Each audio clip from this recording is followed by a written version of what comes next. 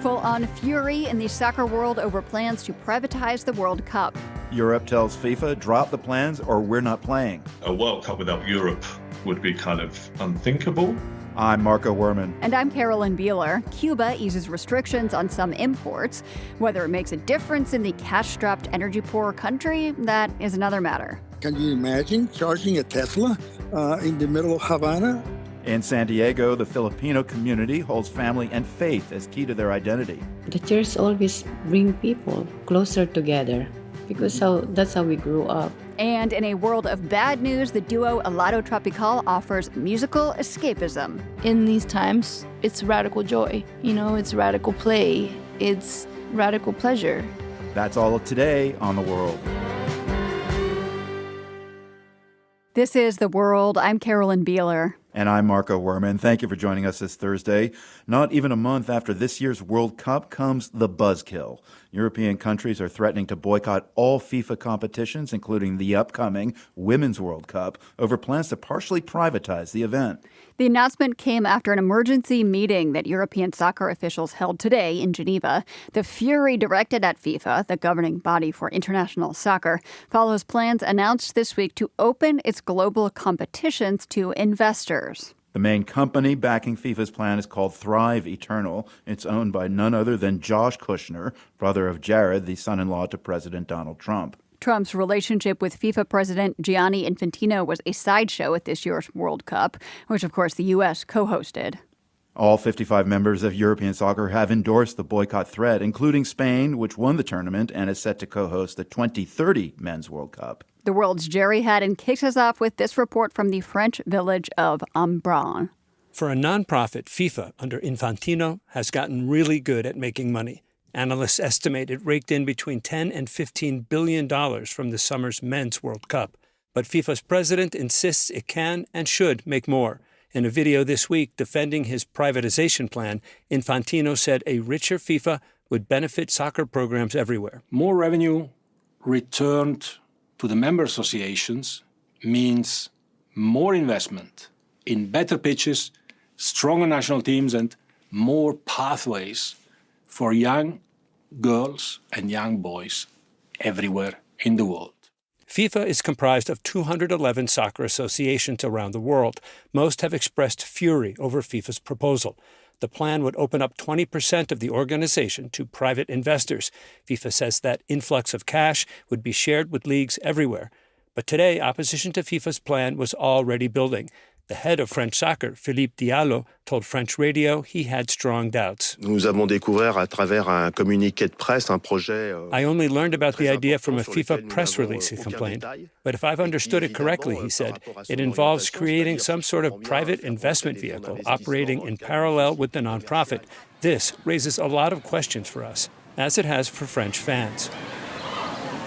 Non, on n'est pas d'accord avec ce genre de choses-là.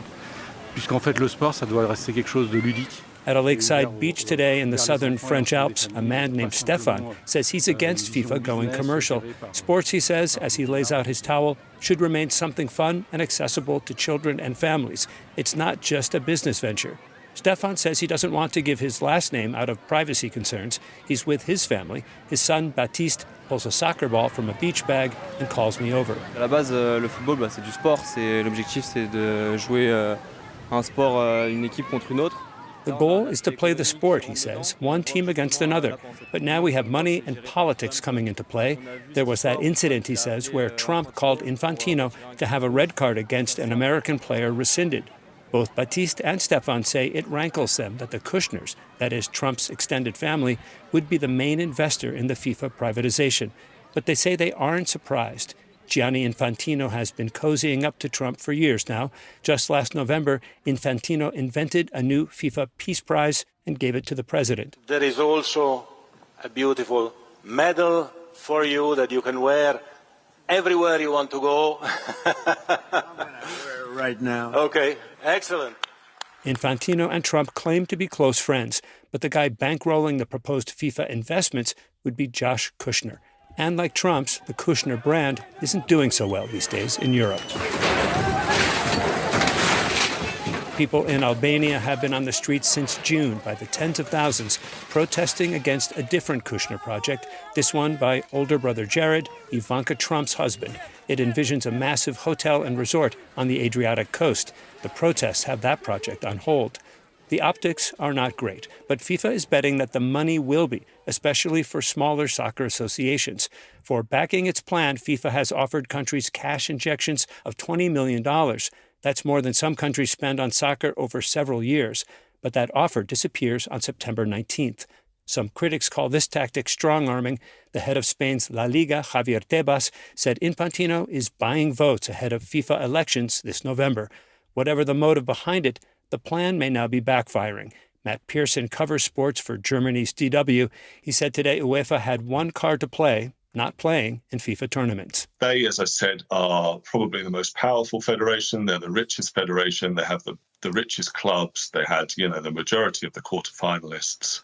A World Cup without Europe would be kind of unthinkable. The ball is now back on FIFA's side of the pitch, where Infantino must decide if the beautiful game's commercial creep, including water breaks with ads and celebrity halftime shows, will continue with private funding, but with a tournament drastically reduced by Europe's threat of defection. For The World, I'm Sherry Haddon, Embrun, France.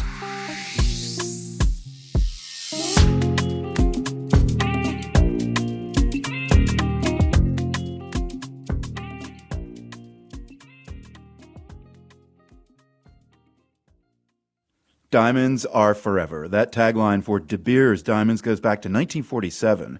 The industry itself, though, may not be forever. Over the past couple of years, the market for natural diamonds has been upended. Earlier this month, mining company De Beers announced it's temporarily closing its flagship mine in South Africa. And earlier this year, mining giant Rio Tinto closed one of its Canadian operations. The reason for these shakeups? Lab-grown diamonds. To learn more, we spoke with Pamela Danziger. She's a market analyst specializing in luxury goods and a contributor to Forbes. She explained that lab-grown diamonds begin with a tiny crystal seed from a natural diamond, then artificially created pressure forms the full diamond around that. There's virtually no difference to the eye or in terms of the chemical and structural composition of a lab-grown diamond versus a mined diamond, but they come out significantly cheaper, like up to 50 to 90% cheaper than a mined diamond of a similar grade. And they are graded because they grow from a seed. There's variations in lab-grown diamonds just like there is in mined diamonds. All the same process has to be followed. So what do you see among consumers? How do they view lab-grown diamonds compared to mined and natural diamonds? The market is trying to, reestablish mined diamonds, natural diamonds, as the quote-unquote luxury alternative because they do retain value and they're considered a long-term asset. But the fact is, that lab-grown diamonds are so much more affordable to the consumer. So, who's in control of this industry is really, I guess, the ultimate question. Right now, the consumer is pulling lab-grown diamonds along. Over 60% of the diamond central stones in a diamond engagement ring are lab-grown last year in the United States. This is a market that's really much more prominent in the United States than in other parts of the world. Were lab-grown diamonds considered on par with mined diamonds when they started to develop them in a lab? Like, when did that start to change? Because it sounds like you're saying lab-grown diamonds have become the so-called serious purchase now. They have. I mean, effectively. They've been around, commercially available to the jewelry market for, roughly 10 or so years. I've been following the development for a while. There was a lot of controversy about what do we call them? I mean, the FTC got involved. But, because they are so much less expensive, they haven't really taken away a lot of market share because, they're a less expensive part of the whole diamond ecosystem. At the same time, consumers really see the value in the lab-grown diamond versus the mined diamond, unless you're affluent and money's no object in the purchase.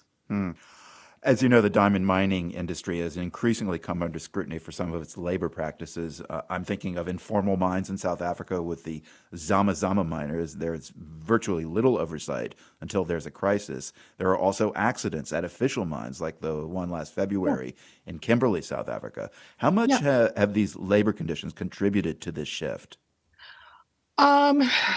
Well, the natural diamond industry has really tried to position themselves as supporters of, families in Africa and so on. At the same time, there's a huge environmental cost for all of that mining extraction. Plus, natural diamonds run out. Mines, all the value is extracted from them. Whereas lab-grown diamonds, there's no limit. How much do you think those labor conditions for the miners is on people's minds when they're considering whether to buy diamonds? Like, has there been any marketing or sales analysis of why people opt for lab-grown diamonds and the reasons they give? Well, there's the perception of lab-grown diamonds are more environmentally responsible. I think the natural diamond industry pushes back on that a little bit, but I think there is a widespread perception that lab-grown diamonds are the more responsible choice. I think that the natural diamond industry is going to shrink smaller. By shrinking, they'll be less accessible. They'll be more highly valued ultimately in the luxury market, perhaps. But I think ultimately the consumer is voting for lab-grown diamonds, and it only makes sense. So if you were advising someone purchasing an engagement ring for their partner these days, could you imagine advising them buying a naturally occurring diamond? Oh, I wouldn't want to give diamond advice. Like, I will tell you that I put you on the spot for sure. Yeah, well, if my husband and I were going to buy an anniversary ring of some kind, and I own both natural and lab-grown, I would opt for lab-grown diamonds myself. My niece, however, just got married, and the bridegroom for that purchase, he bought a natural diamond. So beauty is in the eye of the beholder, and it's really a matter of what's of value to the consumer and the customer. Pamela Danziger is a market analyst specializing in luxury goods and a contributor to Forbes.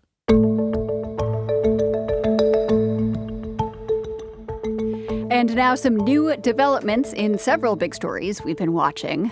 Search and rescue teams are busy in the aftermath of an earthquake in southwestern Japan, but officials say time is running out to find survivors in the wreckage. The 7.1 magnitude quake flattened buildings across the Kumamoto area on Tuesday. It also caused an explosion and partial collapse at a shopping mall. At least 25 people are now confirmed dead, a number that is expected to rise. Japan's military is bringing food aid to several of the hardest hit towns, which were left with no electricity or running water. In Spain, authorities say extreme negligence was the likely cause of one of the wildfires there. The newspaper El País has reported the arrest of 2 men for allegedly welding in a forested area on a day when that type of work was banned because of the fire risk. And across Africa, some are viewing the cuts in U.S. aid as an opportunity. That comes from the recent African Youth Survey, which interviewed almost 5,000 young adults in 16 countries across the continent. It found a quarter of young Africans believe aid cuts could have a positive impact by forcing Africa's own leaders to address pressing issues. In Ghana and Nigeria specifically, almost half of young people said they felt that way.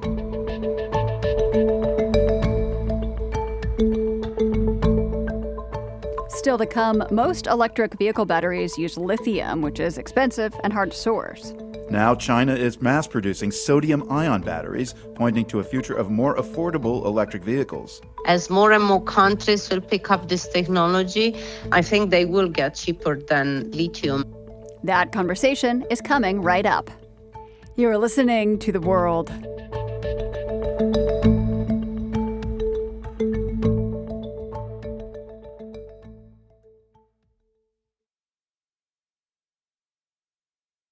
This is The World. I'm Marco Werman.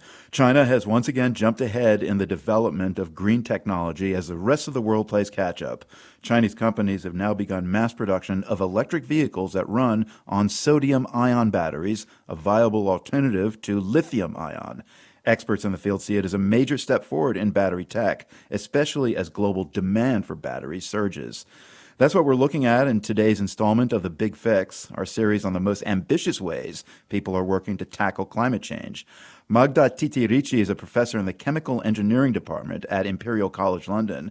When we spoke, I asked her to first explain the difference between sodium and lithium-ion systems. So a lithium-ion battery has a lot of critical minerals. It has graphite, and China controls 97% of the graphite worldwide production. You would also have lithium, which is a critical mineral, cobalt, which is also very critical, and nickel. In a sodium-ion batteries, you don't have any critical minerals. So your cathode is formed of very sustainable elements, so just iron, there's everywhere, like rust. And your nanode is no longer graphite, is also carbon, but this carbon can be derived from waste materials, such as biomass or plastic waste. One technical term that you can clear up for us. What is a cathode? Well, every battery has a positive side, which is the cathode, and a negative side, which is the anode, and an electrolyte in between. And the way a battery works is that during charge, sodium ions are moving from the cathode into the anode, and this process is reversed upon discharge. So, Magda, why have these sodium batteries not been used in EVs before now? So interestingly, sodium-ion batteries and lithium-ion batteries start being researched exactly at the same time, so already from the 70s.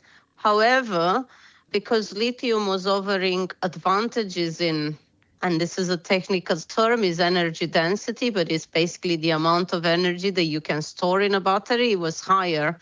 Then everyone focused on lithium and sodium was left behind until we actually realized that we have a problem with the supply chain. And so people turned back their attention to sodium, I would say, somewhere in the mid of 2000s. So this new type of sodium-ion battery is now being installed in EVs in China at scale. How big a deal is this in and of itself, and how big a deal is it that China, once again, is taking the lead? I think it is a pretty big deal because this means that soon we're going to start buying EVs that are not only based on one chemistry, which is lithium, but this is going to be fully diversified. And to be honest, I am not surprised that this has happened because I've already drove a sodium-ion battery car in China 3 years ago. This was just a prototype. It wasn't allowed to go on the streets, but I could see it coming. And I'm very excited that it's finally happened. Yeah, so give us a sneak preview. What was that experience like? Just driving an electrical car, standard electrical car, no difference. Yeah. Is there a cost advantage that one type of battery has over the other currently? And do you think over time sodium-ion batteries will really be a challenge to lithium-ion batteries cost-wise? So sodium-ion batteries, in principle, should be much cheaper than lithium-ion batteries for being not critical and widely distributed.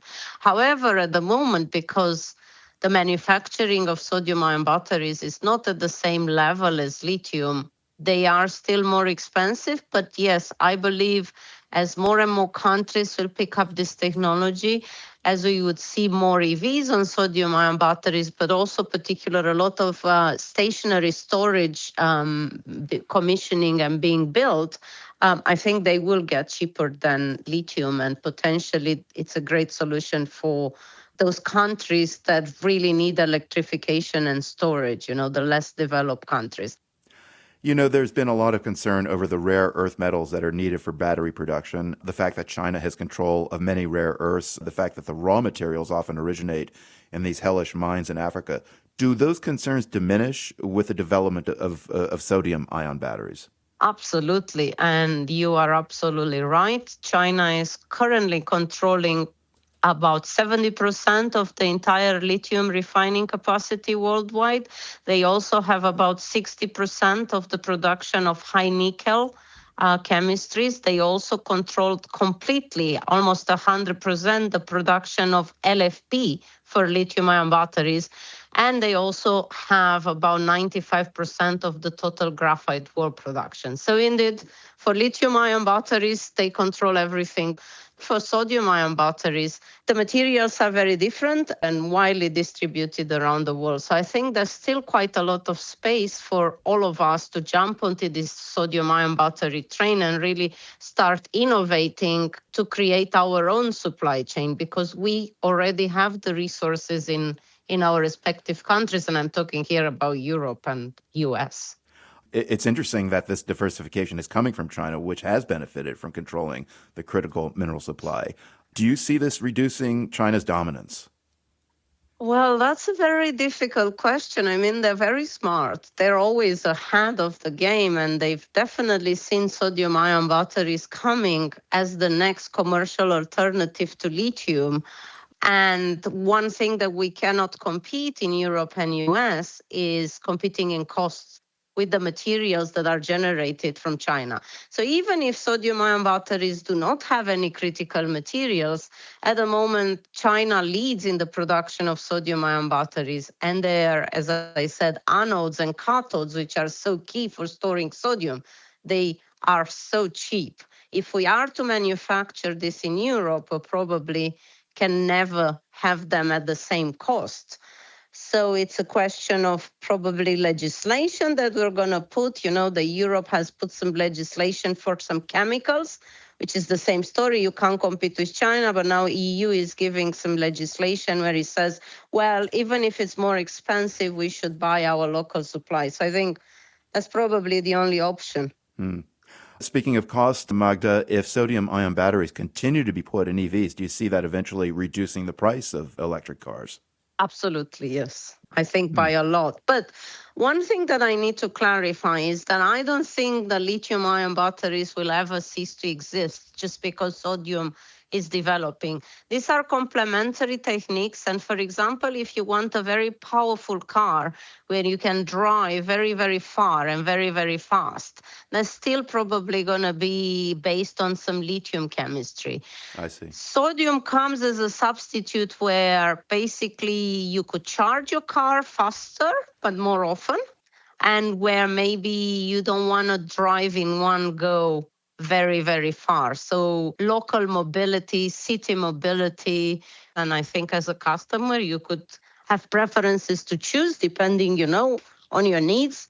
So I think we will start seeing more and more sodium EVs, but as I said, this will be complementary to lithium-ion batteries, where I really see sodium-ion batteries kicking in and potentially completely replacing lithium is for stationary energy storage. Magda Titi Ricci is a professor of sustainable energy materials at Imperial College London.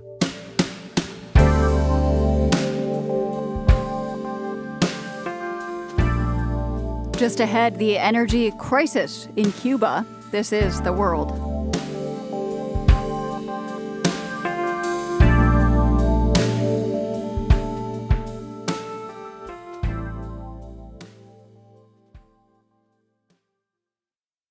This is The World. I'm Carolyn Beeler. The Cuban government this week lifted restrictions on some private businesses and imports in an effort to ease the island's growing humanitarian crisis. The changes include allowing private businesses to import and sell medication and loosening restrictions on oil extraction by foreign companies. Cuba has been under strain since the Trump administration imposed an oil blockade in late January. Cubans are getting by with almost no access to electricity and growing shortages of medicine and food. This Havana resident told The World this morning, we must be inventive to adapt.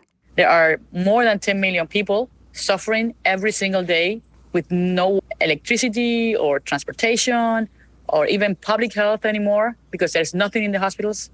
And that is the people that is suffering. No one has these 10 million people as a priority. She asked that we not use her name for fear of repercussions. To help us understand whether Cuba's policy changes might help the energy situation there, we reached out to Jorge Piñon. He keeps an eye on Cuba's energy infrastructure at the University of Texas at Austin's Energy Institute. He told me the reforms will not be enough to rescue Cuba's failing energy sector. Most companies in the energy sector, whether they're U.S. companies or European companies, they're looking for projects that have size and scope. And also they're looking for political continuity and rule of law. It's very difficult for them to join and make investments in Cuba today, million investments without political continuity. How much has Cuba actually opened the door to oil extraction from foreign companies? And is it just the fact that foreign companies are not interested that means this will amount to very little? In 2012, there were 4 drilling exploration activities in the Cuban Gulf of Mexico by companies like Repsol from Spain, Statoil from Norway, and others. And all 4 deep water wells were dry. No oil was found. That doesn't mean that there is no oil in Cuba's deep water. But again, it would take hundreds of millions of dollars. By the way, each one of those 4 exploratory wells back in 2012 cost approximately $100 million each. Jorge, a few months ago, you estimated that Cuba had about 15 to 20 days of oil left before the country reached hour zero. Since then, there has been 1 Russian tanker with oil that has reached Cuba. That was back in March. How is Cuba still managing to provide power to places like hospitals and give people electricity every once in a while? How has it managed to stay on longer than analysts like you have predicted? We miscalculated the floating storage that Cuba has available. Floating storage, so offshore storage? In oil tankers. And we estimated that those were empty. It seems that they were not. We now believe that those, for the second time, that those oil tankers are now more or less empty. As you know, from the U.S., Cuban Americans from Miami are exporting to Cuba ISO tanks. Those are small tanks of 25,000 liters each with diesel and gasoline that independent Cuban entrepreneurs are selling in the open market. But that's not enough to propel the Cuban economy where it needs to be. But it's keeping the lights on in many parts of the country. Solar power is something new that has come to the island that certainly has helped. But as far as liquid fuels, yes, there is no liquid fuels enough for transport. Agricultural sector that tractors need this fuel is very important. So no, they're going through a very difficult time. I understand, and correct me if I'm wrong, but that these reforms will make it easier for Cubans to import electric vehicles. Do Cubans have money to buy EVs? and how much could that help here? No, I mean, it is very difficult. Every little drop helps. But if there is no electricity in the country, how is that electrical vehicle going to be charged? People are having problems right now charging their electric phones. Can you imagine charging a Tesla in the middle of Havana? No, I think that regrettably is not something that would work in the short term. You mentioned more people have been installing solar panels. Do these changes increase access to that option? Rooftop is always welcome. And rooftop systems where families can now have 2 or 3 panels in their roof, if they have the good sized batteries, then also to store that energy when the sun doesn't shine. Yes, that is also good. A stored battery in the home to charge an electric vehicle, that person will have to assume what their priority is. Is there a priority to charge their car, or is there a priority to be able to cook and to have electricity inside the house so that children can study at night? Do you know if these policy changes will make it any easier for Cubans to access solar panels or the batteries that are also important? Only to Cuban Americans or to Cubans that have relatives in Miami that get help from the diaspora. The other question that we have to ask is a typical Cuban, particularly elderly Cuban today, that don't have family in Miami or families in the diaspora, how can they afford all of this? How can they afford the solar panels? How can they afford an electric vehicle? I don't think so. I don't think they can. Cubans are famous for being adaptable and resilient in the face of a lot of challenges. I know you spent your childhood living there and keep in touch with people who are still there. What are you hearing about the workarounds that people are using to keep going with their daily lives? They are building their own little distillation tower in their backyard and burning plastic, enough for half a gallon or a gallon, that they then put in their truck or in their car. And it works. But it worked for a little while because, be careful, those hydrocarbons also can damage the engines of those automobiles. So people are melting down plastic they have laying around to make gasoline. That is correct. How widespread is that practice? It takes somebody that knows how to build a little distillation tower in their backyard. But I think, again, it's something that you can learn. And I would not be surprised if Cubans in the next few months copy and mimic what is being done today with backyard fuel. And were you saying that this homemade gasoline production is also dangerous? It is dangerous in the production itself because that distillation tower that they have built can certainly explode.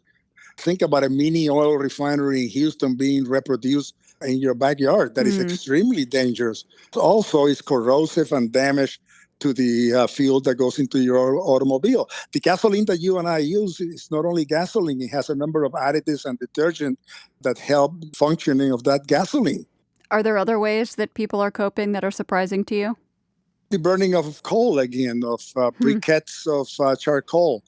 But by the way, the key fuel now for Cubans to cook is LPG, is butane, or those little tanks that you and I use in our backyard barbecue to cook over the weekend. Yeah. That's another important fuel for Cuba. So that is growing. The import of the ISO tanks, small 25,000-liter tanks that they put on container ships that are going to the port of Mariel, that is increasing. The problem is that they're paying very high price.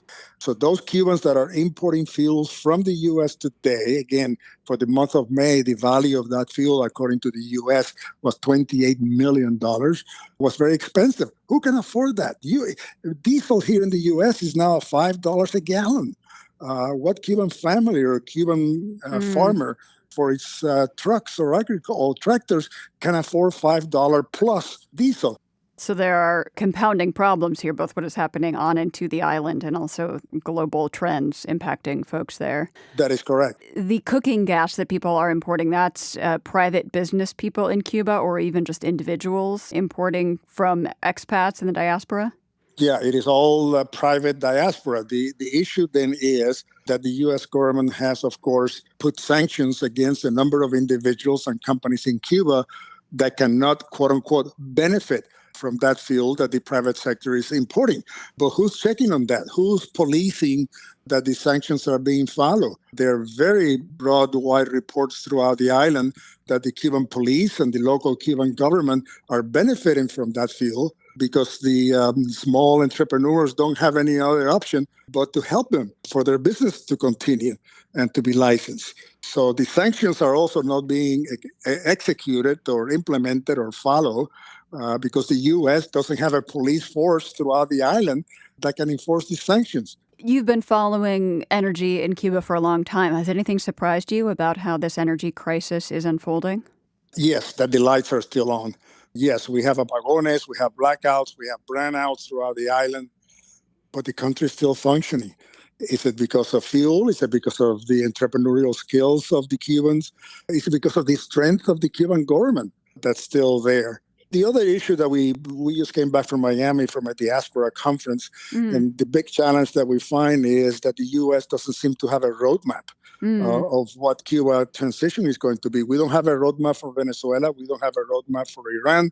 And regrettably, we just don't see the U.S. government with a very clear roadmap for Cuba once the transition begins.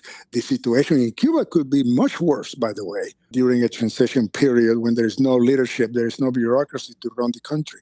I think we have very challenging times still to come in the Cuba of tomorrow. You did say, though, once the transition comes. So is the feeling among the diaspora that there will be a change at some point?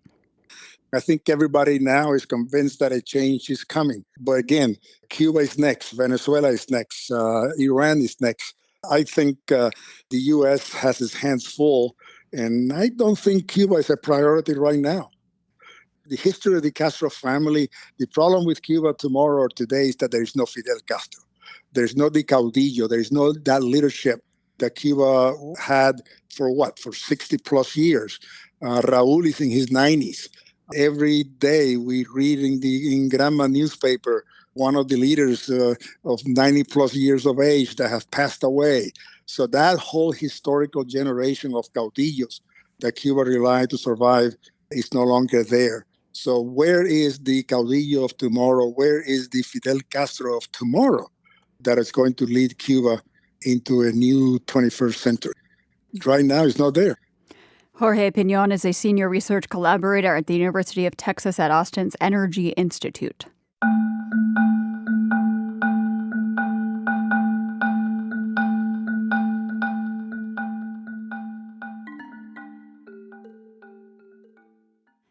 This is The World. I'm Carolyn Beeler. When the Philippines gained independence from the U.S. 80 years ago this month, more Filipinos began arriving in the U.S. The community began building memories of home in restaurants and churches. They sought to maintain their Catholic roots, stay connected to the communities they moved from, and set up their children for success in America. Elaine Alfaro from KPBS in San Diego reports. Holy Mary, Mother of God, pray for us sinners, now and at the hour of our death. Amen. On a warm Saturday morning in May, ringing bells pierced through the quiet in the neighborhood surrounding St. Mary's Church on East 8th Street in National City. Men donning traditional barongs and women glittering in Filipiniana dresses sparkled in the morning light, at times stopping traffic. A replica of Our Lady of the Rosary of Manaoag rose above the crowd. Though she was traversing the streets of San Diego, Salvacion Peralta felt a connection to her home. The church always bring people closer together, going to the church, because that's how we grew up. The original Our Lady of the Rosary of Manaoag statue draws thousands to the municipality of Manaoag, Philippines, for the same procession. The statue is an image of the Virgin Mary that's considered sacred in the Pangasinan region of the Philippines. And we're very successful celebrating the biannual fiesta celebration of our Blessed Mother, Our Lady of the Rosary of Manaoag, or we call it boycott, which means old lady, but that's how she was called there over in the Philippines, and we do it here too. Catholicism came to the Philippines through Spanish colonization, which lasted from the mid-1500s until the turn of the 20th century. It's now ingrained in much of Filipino culture and identity, and the many layers of Filipino culture have been represented in San Diego for decades. The Pangasinan, Bicol, and Cavite regions all have their own clubs, where traditional dance, stories, and food are honored. Salvador Flor was born and raised in San Diego. His father, a Navy veteran, was involved in the Bicol Club. You had the regional club, and you had the church, and you had the family. To me, the church is a safety net for our Filipino community. The Navy was another strong connection. The regional clubs really set the basis of camaraderie for the new Navy guys, because the Navy guys would come here, be stationed locally. They'd have some relatives in San Diego, they would basically try to find the region they're from. The mothers, aunties, and grandmothers also played pivotal roles in these associations. Charlotte Guarnaz Fajardo says she was 12 years old when her aunt and other women started San Diego's Bicol Club in 1962. She was quite a leader. She told the men to stay in the kitchen, take care of the children, while the women went into the bedroom to talk about how they could support each other. And that was the birth of the Bicol Club. Fajardo says the club was formed by women to support women. A main focus was ensuring that their children kept a connection to their homeland as they grew up in the United States. Making sure that they understood their culture, making sure that we had events around our faith, and making sure we had plenty of parties and times to entertain each other. The fiestas are a through line for each of the regional groups. Back at the fiesta at St. Mary's, the devotees of Our Lady of the Rosary of Manaoag gathered for Mass after the procession. The smell of incense wafts through the air. Important leaders in the Catholic Filipino faith even flew into town for the Mass and feast. After Mass, the attendees formed a winding line through the church's community auditorium, the smell of lechon and pancit setting the table for continued fellowship. Peralta plays a big role in planning the festivities. So when there's a fiesta, there's food. There's a fiesta, there's a Mass, there's food right after. And it's also a fellowship. You get to mingle with your fellow devotees, fellow Filipinos. The challenge lies with the younger generations, who don't have memories of celebrating these traditions and holidays in the Philippines, making sure they see the value and importance of the religious and cultural traditions. Peralta said there is a solid foundation to build upon.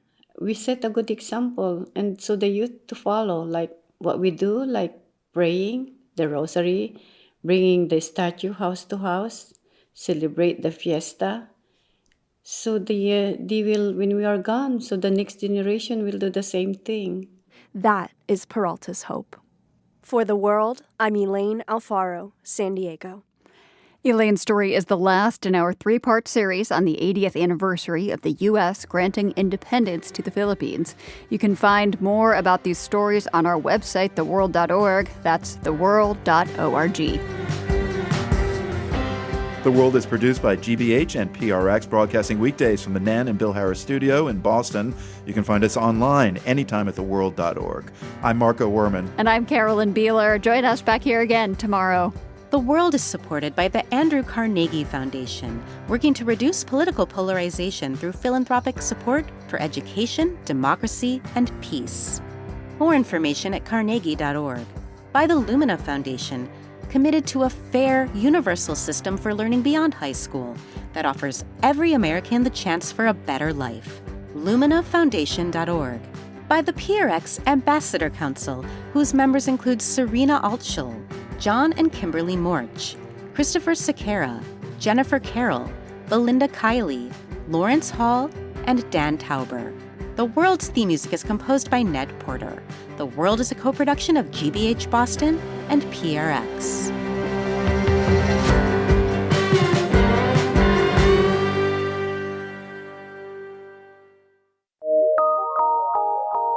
PRX.